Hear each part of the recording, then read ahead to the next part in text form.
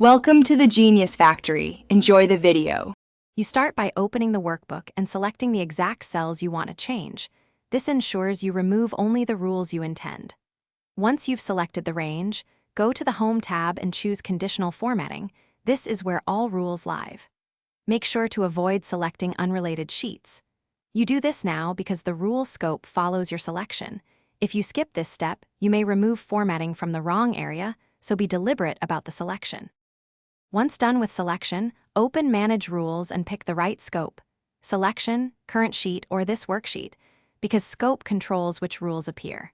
You should click a specific rule to inspect its formula or formatting, edit it if you want to change behavior, or delete it to remove the formatting completely. If many rules exist, use the Clear Rules submenu. Choose Clear Rules from selected cells to be precise, or Clear Rules from entire sheet when you want a clean slate across the sheet. You finish by saving and reselecting the affected cells to verify the conditional formatting is gone. Look at sample cells to confirm.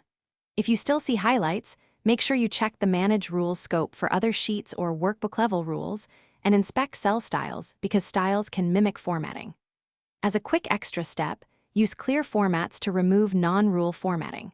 If everything looks correct, save a backup copy so you can restore prior rules if needed. Thanks for watching. If you found this helpful, don't forget to like and subscribe.